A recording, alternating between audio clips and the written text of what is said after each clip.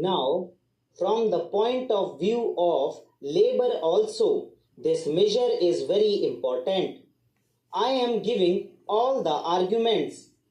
The second 5-year plan admits that in order to keep up production in the country, in order to develop our industries, it is of great importance to enthuse the working class and the workers. It is the correct approach. As far as words go, nobody will quarrel with it. In fact, we would like more and more workers to be enthused.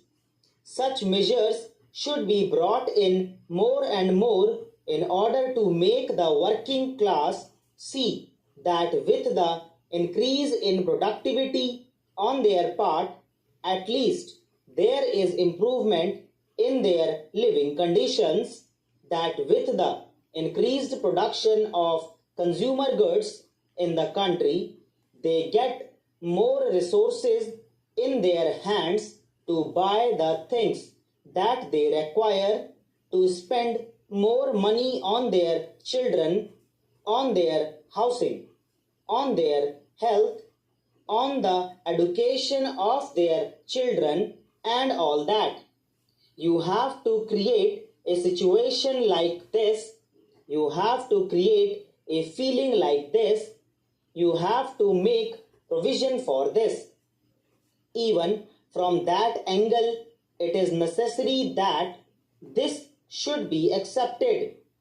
Labor enthusiasm cannot be created until and unless you relate the increase in productivity to an increase in the living standards of our people. More production, more money in the pockets of the working class. More money in the pockets of the working class, more consumption of their daily necessities of life, and less privations and difficulties. Am I wrong in this? I would ask the honorable members to say. Therefore, on that score, it is essential. Then, even from the point of view of industrial expansion, it is essential. You will ask me how. I will tell you how. Now, it means that if this Provident Fund contribution is not taken from them, to that extent, the money will be with the working class. And this money they would be able to spend in the market as customers and buyers of commodities. What does it mean? What are the economic implications of such a thing?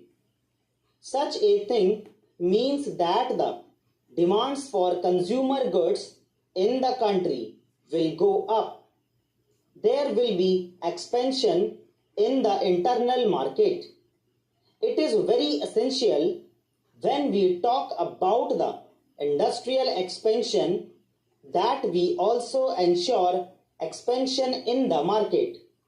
Unless there is a growing demand in the country for the industrial goods, you cannot have the expansion of industries.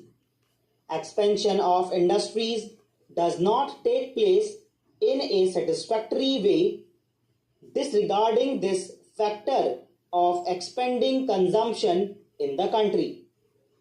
In order to ensure expanding consumption on the part of the working people, it is necessary for you to make more money available to them for consumption.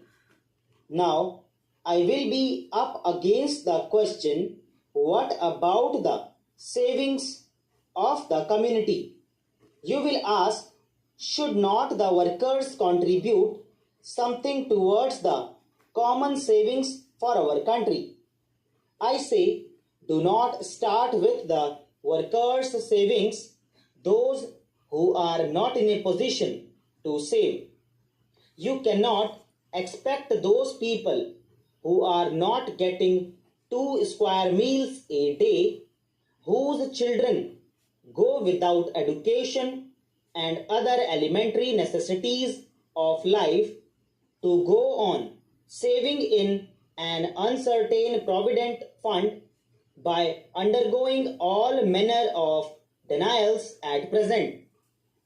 You cannot expect such a thing. Therefore, it is not a question of saving on the part of the workers. That money which you give him is invested in other sectors of economy by way of increased consumption, which stimulates your industrial production. But we are saying, do not keep the gap.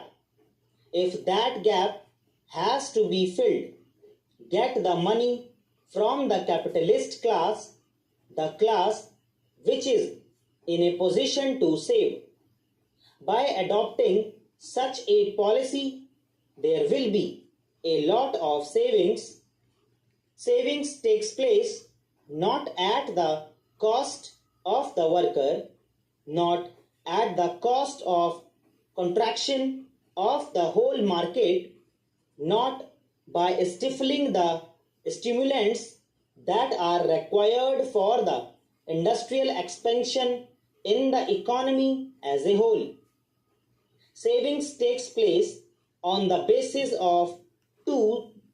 Those who are in a position to save.